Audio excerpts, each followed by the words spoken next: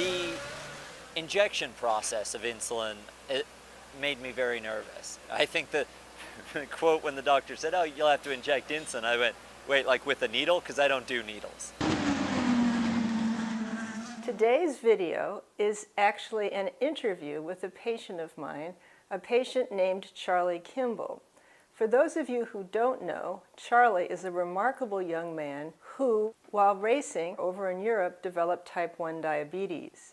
He came back to this country and I started to see him and helped him work out a way to get back to the racetrack.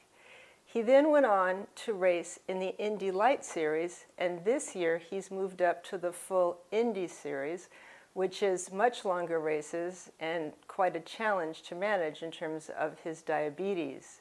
This year he will be the first ever driver with type 1 diabetes to participate in the Indianapolis 500. So it's a great honor to work with him and to actually share with you some of his perspectives on diabetes. And just so you know, he's gotten better with needles. The needles on an insulin pen that I use are so small that I find that it hurts less and is less disruptive than actually finger sticking to test my blood sugar. So the first question I asked Charlie was a basic one. I asked, how did it really feel to be diagnosed with type 1 diabetes? The first thing I felt when I was diagnosed was fear. I was really ignorant about it, so I didn't understand what it meant. So I was afraid of the unknown. I didn't know what it was going to mean for me as a person, me as an athlete, hopefully me as a racing driver. And I didn't understand what it meant for my body. I didn't know what was happening inside of me, and I think that was the biggest thing, was the fear of not understanding. But once I started to learn more and understand what had happened, and the why it happened maybe wasn't as important as what had happened and how I moved forward from there. That was key to my recovery, to living with diabetes. I asked Charlie where he learned all of the ins and outs about diabetes, the things he doesn't get in my office, the things he gets from the diabetes community.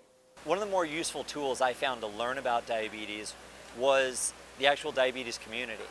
Knowing that I wasn't alone, and reading blogs and online stories of the right people, the right kind of stories about success, and understanding that it wasn't an ideal situation, but you could be proactive and you could manage it and you could deal with it. That really helped me, give me the encouragement to go ask the right questions of my doctors and find out the right information as it pertained to me, the patient. I asked Charlie what was the biggest challenge about being a race car driver and having type 1 diabetes. When I'm competing, I can't manage my diabetes while I'm driving. I have to be completely focused on racing the car. So I have to make sure I've got the tools in place before I get in the car, and then while I'm driving, there are some small things that I can do to make sure that I stay in range and stay firstly safe and then strong enough to perform. One of the most important aspects of Charlie racing was that I know what his blood sugar levels are while he's on the racetrack. So he has his continuous glucose monitor that he can see, and he reads me the numbers as he's driving around at 200 miles an hour, so I know where his blood glucose levels are. Well, I use a continuous glucose monitor, and it's attached to a sensor that I wear on my body. There's a wire I self-inject, and the sensor stays on for up to 7 days with the unit I use. And this pager-like display gives a readout of my blood sugars, my blood glucose numbers. And for me, it's not so much about the number it shows, but the line of the graph. If I'm climbing, if I'm flat, if I'm declining, and how that pertains to what I do. If I'm training, if I'm in the race car, if I'm going to bed, what I'm doing in life, I can factor in what trend my blood glucose is doing into what I do next. Because as doctors, I think we can always learn from our patients. Charlie shares some of his advice as to what we can do best for treating patients with diabetes. If I was talking to doctors of patients like me with type 1 diabetes, I think the biggest advice I could give is to listen. To hear what the specific needs of people with diabetes are. For me, it's figuring out how to manage my diabetes while I race cars.